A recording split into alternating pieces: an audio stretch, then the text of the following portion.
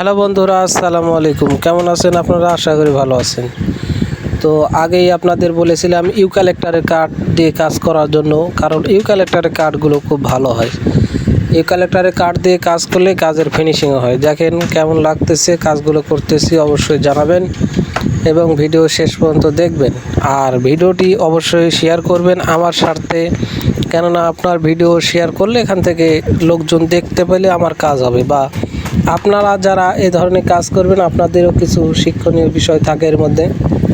তো আমরা কাঠগুলো মেরেছি 26 ইঞ্চি পরপর। 26 ইঞ্চি পরপর মারলে কাঠগুলো ভালো হয়।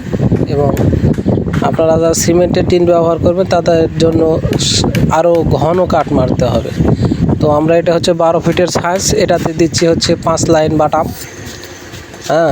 তো ফ্রেম যদি সুন্দর হয় তাহলে অবশ্যই টিনগুলো দেখতে সুন্দর লাগে। দেখেন টিনগুলো মারা হয়ে গেছে, কত সুন্দর লাগতেছে। আমার কাছে তো অনেকই সুন্দর লাগতেছে, কারণ কাজটা যে আমি করেছি।